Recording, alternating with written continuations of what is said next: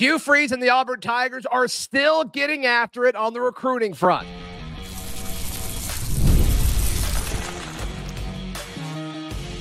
You are Locked On Auburn, your daily podcast on the Auburn Tigers. Part of the Locked On Podcast Network, your team every day. Yes, welcome on into Locked On Auburn, your daily Auburn Tigers podcast.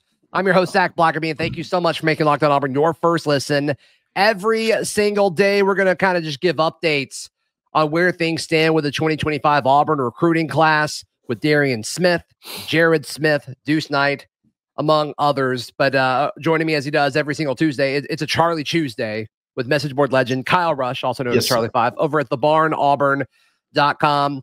And the scoop that is coming at the barnauburn.com, it's hitting the barn before it's hitting anywhere else in regards to the recruiting front. And so let's talk about probably the guy that's generated the most conversation, at least over the last few weeks, and that is Deuce Knight. That is Deuce Knight. And so many folks, both Auburn people and the folks outside of the Auburn fan base, making such a big deal out of Deuce Knight storming the field when he visited Ole Miss. Yet he comes to Auburn wearing Auburn stuff, and people are still panicking about it. It's like, I'm just not there. I just don't think it was as big of a deal as people made it out to be. I would say I would be more worried if he didn't rush the field. I mean, if you're going on a visit and like that's just a normal human thing. Like you're gonna participate in it. No, look, it's no secret that this is been Lane's strategy all along with Deuce, is to wait to the very last minute and then really play up the Mississippi thing. You know, whatever you got to do NIL wise, you hit it, and then sort of bad luck on Auburn's end is that the last game of the season is now the last visit weekend before signing day. So Auburn has an away game, the Egg Bowl's at home, and the Egg Bowl is on a Friday, I think, or maybe Thursday or Friday. So it's an extended possible weekend visit. And then a dead period starts on Monday. So Auburn's did really well this past weekend with Deuce.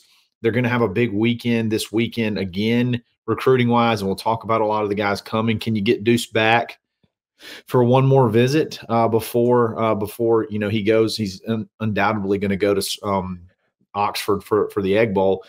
Can you seal it up, lock it up? I think Auburn still sits really well, and I don't think there's going to be go ahead.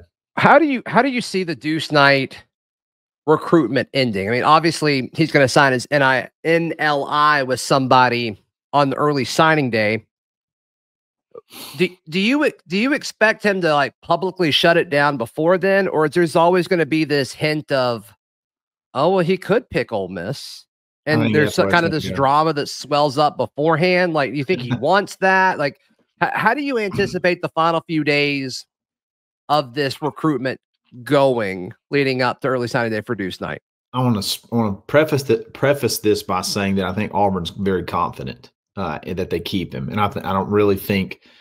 I do think there's going to be a lot of buzz. I think it's going to be the latter part of what you described. I think it's going to be there's not going to be any public shut it down, so to speak, and there's probably going to be some Lane Kiffin tweets that are going to make us stressed. There's probably going to be it's things here or there that are going to stress us out. But at the end of the day, I think he ends up signing with Auburn. I do too. Yeah, I do too. I'm just wondering how he handles it as a recruit. Does he shut it down, or does he kind of let it go? Let it go that day. Let it go. I don't blame him. I would let it go too, but selfishly, I hope he doesn't. But I get it. I totally get it. Just prepare yourself. Everyone listening, prepare yourself for drama. Prepare yourself for stress, because it's going to be that way. It's going to be that way over the next 3.5 weeks. All right. So Jared Smith, the Thompson edge rusher, you posted in the Barn earlier this week about how Auburn views him as a defensive end at the next level, more so than just a pure jack pass rusher type guy, edge player. But some places are saying South Carolina's trending again for him, which he picked Auburn over South Carolina, and what was a shock to some people. Yeah. And then somebody else put a crystal ball of him going to Ole Miss. Yeah, the Ole Miss rider. Yeah. Yeah, which is that the same guy who like put it in the crystal ball for Deuce, or is it different? They're people? different. They're different. Different people. But this, Ole Miss neither folks one feeling themselves right now, and they're I don't equally. blame them. Both of those guys were equally bad at making picks, though, as far as their percentage Like correct. 58% or something like that. Yeah, sub 70 for both for sure. Yeah, gotcha. All in all, it doesn't feel like Auburn is trending for Jared Smith, even though he's an Auburn commit. Like, is that fair to say? I would think it's fair to say, but I think you touched on something a little bit earlier. Jared Smith's listed as an edge, but he's a really big edge. And I don't know, like, think about who our edge guys are. You got Kieron Crawford. You got Riddick that plays a little bit of edge.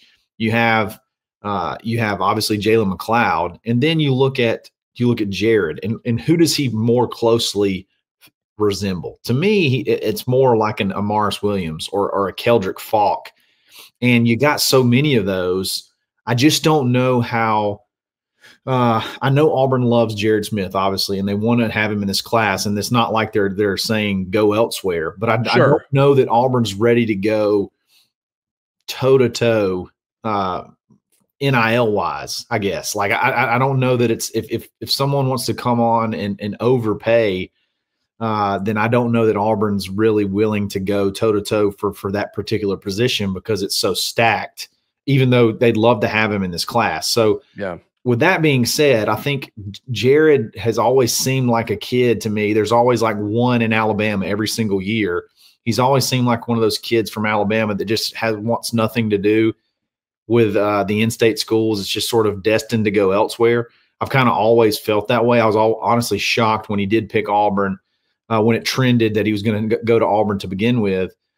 So it's not going to shock me if he does decide to flip and go out of state. I would lean South Carolina over Ole Miss. That's kind of random to me, but Auburn stands just as good a chance to keep him. It's just how much do they want Jared? Because I think if they want him to the point where they're willing to battle for him, they can keep him. But I'm not sure that from a NIL standpoint, it's really worth it. Yeah, from the NIL aspect of this is interesting because if they do see him flipping to South Carolina or Ole Miss or wherever elsewhere, can they take that attention and kind of that budget and move it somewhere else? I mean, I think that's kind of what's the intriguing potential domino effect. Yeah, all of this. We've dropped a note about this on the Barn, and I don't want to give it away too much because I don't know that it's completely out there all the way yet, but I think there is a backup plan. I don't even want to say backup plan. It was the original plan A. It was plan A. You're right. And that person may show up this weekend, and it is a true edge that they're willing to do whatever it takes to get. So I'm going to be interested. This weekend's going to be, I mean, watch the visitor list. Watch who's committed to coming to visit this weekend, because there's going to be some names, I think, that are some old names that are coming back full circle that Auburn's going to really make a big run at. You know, a guy who hasn't been discussed a ton, and I think what kind of gives Auburn some, I don't want to say leverage because it almost makes it feel like it's Auburn versus the recruit. And it's not that case, but Nate Marshall and all of this, I think, gives Auburn a security blanket of like, I mean, he's just so good. And we're honestly probably not talking about him as a commit enough. We were super excited when it happened, getting him over, Michigan and all that. But I think he just got bumped to a 5-star on Rivals. Well, if that's the case, we've always said Rivals was the best. 1,000% when it comes to evaluating. There's no doubt. He's a 5-star on Rivals now, and their evaluation process is very thorough. And I mean, it's really hard to find someone better. If I'm just being quite frank. No kidding. I mean, and they're the ones who have Auburn as the number 3 class in the country. I mean, I've always said when it comes to this class, Rivals is the standard. You have the standard. Yes, that was the term I was going for. The standard. Now ESPN, they rank DBs a little bit better. They're a little bit more. So I like when ESPN, Blake Woodby. Yeah, when it comes to evaluating Blake Woodby, though, the ESPN rankings, 100%. It's the most legit one for sure. All right, let's jump into speaking of Blake Woodby, his teammate. Yes, his teammate Darrian Smith expected to be here this weekend. And that is a big deal. And also just a fascinating topic that I want to discuss in just a moment, right here on Locked On Auburn. Today's show is brought to you by our friends at Roy. Roy stands for Return on You. Fans, listen up. You need to download the Roy app. You've heard us talk about Roy this season, how they're revolutionizing the NIL industry, and Roy allows you, the fan, to have a say on who gets the NIL money. Who's our Roy player of the week? Is it Peyton? Is it Cam Coleman? Is it Jarquez for passing 1,000 yards? In your mind, who is the Roy player of the week? How about all three of them? There's no limit. There is. I can only put one on the sheet. Okay. I can only put one on the spreadsheet. Okay, well then let's go with Jarquez for topping 1,000. He deserves it. All right, sounds good. But you can give to all of them for sure. You can support your. You can show your support for all these Auburn Tigers. Download the Roy app to join Roy. You can go to joinroy.com today. Also, if you don't want to use your phone for some reason, use promo code Locked On. Every athlete from every team is there. No purchase necessary. Void where prohibited. Go to joinroy.com for full terms. Roy, support the players. Change the game. Today's show is also brought to you by our friends at Game Time. Can you imagine buying a ticket anywhere other than with our friends at Game Time? Cannot. I love all the pictures that people send of them. That's become kind of a cool. That's kind of become a cool thing. So really, yeah, please keep doing that. If you tag Game Time too. If you don't mind. Yeah, if you don't mind, that'd be great. That'd be super, super great. But yeah, head over to the free Game Time app. They've got a feature in there called Game Time Picks. It filters out all the fluff and it shows you just the best value, the best deal, and to save you time and money. No fluff. Can you imagine it being fluff in Game Time Picks? No way. No way. Take the guesswork out of buying tickets with Game Time. Download the Game Time app, create an account, and use code LOCKEDONCollege for $20 off your first purchase. Terms apply. Again, create an account and redeem code LOCKEDONCollege for $20 off. Fluff free. Kyle, what time is it? Game time. There it is. Thank you so much for making Locked On Auburn your first listen every single day. For your second listen, if you missed our basketball reaction because it was so freaking late, you probably went to bed like a normal human being. We went live last night, so be sure to check that out. It's on the same audio feed or YouTube channel, so be sure to check that out. All right, Darrian Smith, the defensive lineman from St. Francis Academy, who is that's where Blake would be, and ESPN 5-star. Yep, 100%, which we've always said was the best for evaluating corners for sure. And oh my gosh, I'm blanking on his teammate's name. Wait, there are so many good. Bryce Diaz. Yeah, there it is. Bryce. And then like some dude with two first names, Wayne Henry or something like that from the 2026 class. That's right. A bunch of them. Yeah, and then Darrian Smith, who's the defensive lineman for St. Francis. I mean, they just got to kill people, right? Like all of them. All these guys are so good. They're on the same team in Baltimore. They stroked IMG, which is saying something. It was like 30-6 or something like that. Yeah, you don't see that very often. No, Darrian Smith. Look, Blake Woodby. I did I thought was a very fun interview a couple of weeks ago, and he talked about Darrian Smith, and he said that he's been Blake's been a St. Francis Academy football nerd since he can remember, since he was little. And he's like, there's no defensive lineman that's come through that school that's better than Darrian Smith. In that game against IMG, Bryce Diaz had a strip sack, and Darrian picked it up and walked away from everybody at 270 pounds. I mean, he's big, he's talented, he's athletic. I think Auburn's in a position right now where numbers are starting to become an issue. Now, there will be some attrition that'll help out some, I'm sure. Yeah, but sure. That last defensive lineman, that interior defensive end, defensive tackle, whatever you want to call it, that last spot is going to be interesting to see which direction Auburn goes, because you obviously have Joseph Mbachu, who you've seen get crystal ball picks and all this stuff to come to Auburn, and now you got Darrian Smith, who is coming this weekend, who's maybe an even more talented guy. I think all these guys are good enough where you figure it out. Yeah, you just make the numbers work. Just get them in. Take one less transfer guy. I'm so let's just deal with it. Let's just be young at defensive line for a year. I think it's worth it. Oh, for sure. I mean, the youth is definitely, if they're talented, who cares? They can play. I mean, they've proved that this year. Mm-hmm. But I love trenches. I love building the trenches, and I'm with you. I'd almost say make the numbers work. Just make them work and get them all. Yeah, I can't see them turning down one of these guys for that reason. If they all want to come here, like I just, there's going to be so much like roster turnover anyway. I mean, unless they're planning on getting a ridiculous amount of transfer guys, which they may, that would make sense. But just get one or two less. I can't imagine to be that big of a deal. I can't imagine it. And I also love that like you can go into the portal and maybe like have more NIL ammo for fewer spots. Like I don't think that's the worst thing in the world. I don't either, and I think it's going to be few spots regardless. But yeah, I mean, if I can get an extra offensive lineman or an extra defensive lineman, if the numbers work, and if I can make the numbers work, I'm with you. Get them. Yeah, but there are going to be casualties to this, and Spencer Doland is one of those kind of like, is he going to be a part of the class? Which I'm going to be honest, I hate. I hate the fact that he may not end up in this class. He seems to love Auburn so much. He's been a key like fixture. He got in early, and that's what they always say to do. Like get in early if you feel like you're going to be in that spot.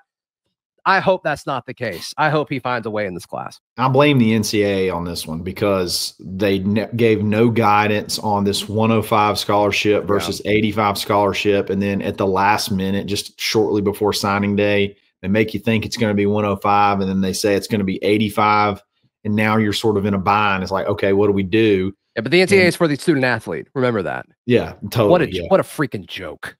That should be the first thing you decide. Like before recruiting starts, like if you're you represent the student athletes, like that should be one of the first things that you get done so that they know, so nobody gets hung out to dry. Yeah. And it's the folks that do everything the right way. They're going to get screwed by this. Exactly. Like Spencer. I mean, Spencer has done everything the right way. He's been all Auburn. He comes to every like camp over the summer. He comes here on campus as much as he possibly can. Like, he's done it the right way, and it's staying. If he, it makes me upset. Clearly, if he doesn't make it now, he could always they could go the preferred walk-on route with NIL. Now it makes it worth it, but those scholarships mean something, and I think he does have some other options in the SEC. I think Mississippi State somewhere that he can go look. I think he's solid. I think he's a solid player. He's got other options, and hopefully Auburn can find a way to make this one work because you need guys like that, 2 or 3 years down the road, he could be a guy that steps in and gives you some good snaps and good reps, good competition at least, and helps everybody get better. With this age of the transfer portal and all that, I mean, we're starting to see some of these offensive linemen that stick around a while. It pans out. I mean, look at what Jeremiah Wright has done. Yeah. I mean, you think a guy like Spencer Dolan is going to enter the portal? My gut says no. Like my gut says that he's here, right? And I just think that that's worth it. I just think that that's worth it. I'm right there with you. And then he's got all the tools. He's got the tools from the physical standpoint to, be an SEC. He's got an SEC body. Let's just put it that way. Yeah. Great hair too. Great hair. There's a picture of Darrian Smith on this monitor. He's just staring at me, and I just like, guy can play, man. Guy can play. Yes, he can. Yes, he can. 260 for sure. All right. I want to kind of get your thoughts on what the rest of this class could potentially look like and what Auburn fans need to be keeping an eye out for. That's coming up next right here on Locked On Auburn. Today's show is brought to you by our friends at Mint Mobile. Can you imagine calling anybody and not using Mint Mobile? How do you do that? I don't even know how you do it. I don't know.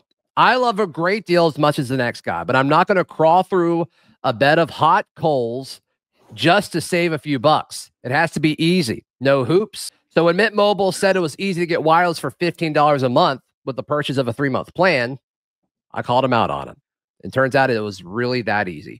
Go to mintmobile.com/lockedoncollege, and there you'll see that right now, all 3-month plans are just $15 a month, including an unlimited plan. Wow. Are you kidding me? That's how do they make any money? How do they make any money? They probably don't, just because they love you so much. It's just charity. Because it was meant to be with Mint Mobile. There you go. To get this new customer offer and your 3-month premium wireless plan for just $15 a month, go to mintmobile.com/lockedoncollege. That's mintmobile.com/lockedoncollege. Cut your wireless bill to $15 a month at mintmobile.com/lockedoncollege. Thank you so much for making Locked On Auburn your first listen every single day. So for the most part, it seems like this coaching staff has done a great job of keeping this group together. And I mean, we touched on, people coming after Deuce, people coming after Darrian Smith, but for the most part, like, I think Auburn's going to come out of this somehow with a 4-8 or a 5-7 record with a top 3 or 4 recruiting class in all of college football. I mean, that's insane. It really is. I think top 8 at worst. I mean, maybe isn't that crazy. That's probably the worst case scenario. Yeah, I mean that's it. Really is. Like it's all honestly, when you take just on the surface, it's a great class, but then you couple in what you've done on the field. Like clearly, you're selling a vision, and these kids want to be a part of it. And it really blows my mind and how they've been able to hold it together, because last year when Florida went through its whole thing, now that's become like the rule. So if you start to cave, your class is going to fall apart. Then everybody's going to leave and transfer. Like all these narratives start to build, and it makes it I'm sure it's weighing on these guys. It's got to be weighing on these recruits, because I'm sure they're hearing it from everywhere, but that staff's been able to retain, which is unbelievable. I think if you remember last year, I'm not sure that Auburn really had a big decommitment last year. Jalewis Solomon, like that's the only one I can think of last year. They've been able to retain players, and they when I say players, like actual members of the team, and they've been able to retain commitments. Like it's kind of unreal how well they've done. Yeah.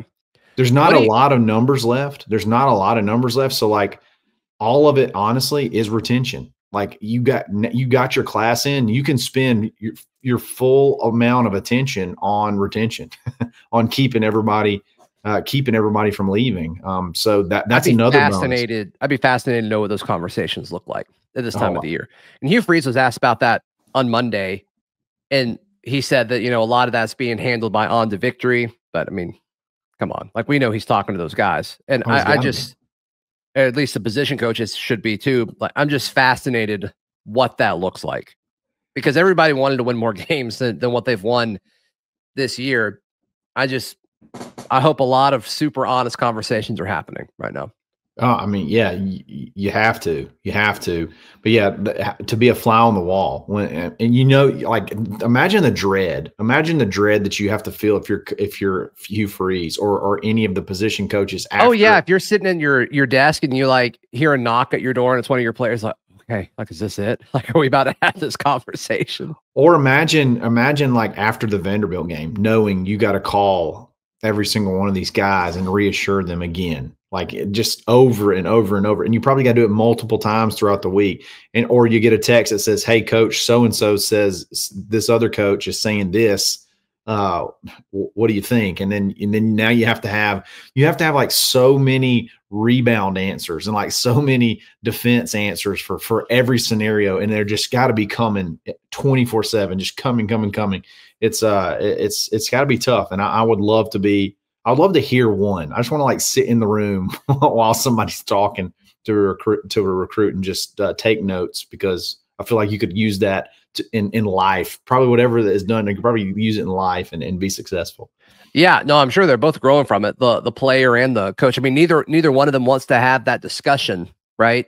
Right. What do you think's tougher? Are they super I think the coach is way tougher.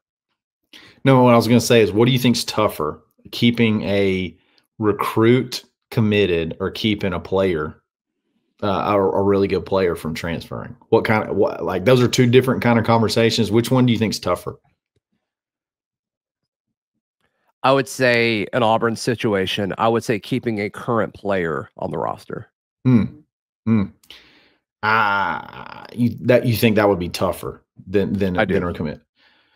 I do. I can see that. The only reason I think it does take a lot to move. It takes a lot of effort to go through a change. It doesn't take that much effort to just switch a commitment. But I do think they're close, and I think they're similar. I think they're both the conversations are similar. I think with a recruit, all they really know is what you've pitched them on the future looking like. Yeah. They don't really know what the present looks like. I mean, they know what it looks like on the field, and they get a little more access than we do, of course, but the players that are in it all of the issues that are happening throughout the week that are forming the lack of production on the field, like they're a part of it. They're a part of all of it. Yeah. And so whether it's lack of communication or, not agreeing with the scheme or, the crafting of a game plan or, whatever is not working during the week to make it onto the field, specifically on the offensive side of the football, you have to tell them like that it's going to change. Yeah. And you have to make them believe it. And so I think in Auburn's context, that's tougher. Yeah, and you don't have necessarily it's not like you can just go tear everything down and you just have to basically and start over now. You basically just have to have faith that those changes are going to be made in the offseason, and they're going to be made pretty quickly because the portal opens December 9th, and you got to be ready for it. If you're leaving, you got to be ready for it. And if you're the coaching staff, you got to be ready for it to replace whatever you lose. So you can't just sit around if you're wanting to leave. You can't just really sit around and wait to see things. You have to believe it if you're going to stay. So I'm with you. I think that is a tough sell.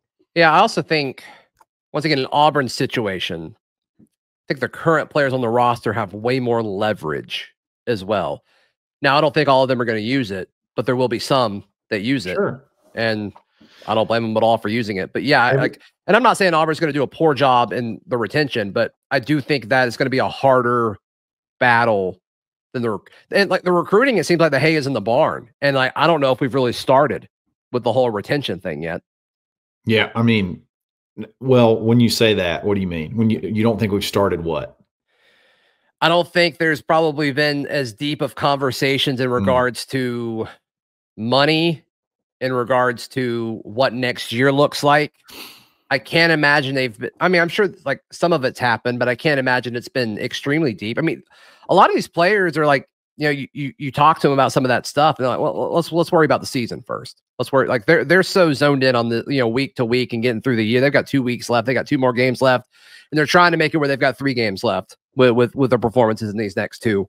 Well, I don't think that's happening as much as fans think it is. As many times though, as Hughes mentioned, the fact that he's aware of tampering going on, I would say that those conversations are definite. They may not be happening as in depth as they would be when the season is over, but I guarantee you those conversations are happening. Now, again, to what extent, I don't know, but he's made mention multiple times now that other teams are coming after his kids, and understandably so. So I would imagine it'd be impossible. I think honestly, it would be malpractice not to have those. You may need to preemptively have those conversations. They may need to be doing it on the front end. Yeah, just to make sure. I think we're differing on semantics. So like I would think the small, quick conversations of like, hey, we're going to make sure we take care of you in December or whatever. And whether that communication comes from On to Victory or whoever, I don't think it matters. But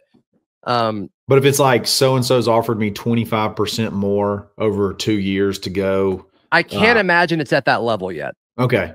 Maybe that's fair. That could be the case, but I think that would be a very poor negotiation tactic by the player to bring that up this early. That's probably fair too. And that's not saying that they're not doing it, but I don't know. My guess is that's not happening yet. I think it will happen. But I don't think we're there quite yet. What about their representation? Those guys could be having those conversations. Sure. They probably are. Yeah, and I think a lot of the kids with agents have told the agent like, "Hey, I want to focus on the season. Let's address this at the end of the year." But I'm sure there's some that disagree with that. Sure, totally. It's fascinating. What a wild world.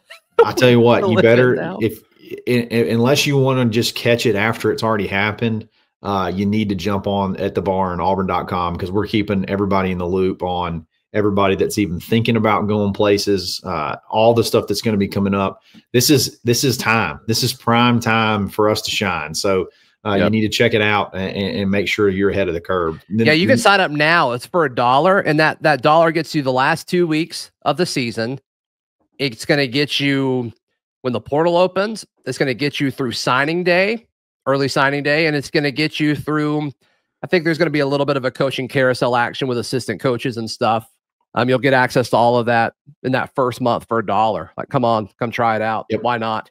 Can't beat that. Can't beat that. thebarnauburn.com. One more time, Kyle, how can people check out everything you've got going on? Absolutely. Obviously, we just mentioned it, but check us out at thebarnauburn.com. You can subscribe to our YouTube channel as well. It's just The Barn Auburn, where you'll catch my show every single day, the Top Button Podcast, and you can catch Zach and Brad 3 or 4 times a week. And then Zepp and I do a basketball podcast as well, the Barn Hoops Podcast. Yep, absolutely. Absolutely. Thebarnauburn.com is where you can find all of the nuggets throughout the week. Like the video, please subscribe. We'll see you next time. This has been Locked On Auburn.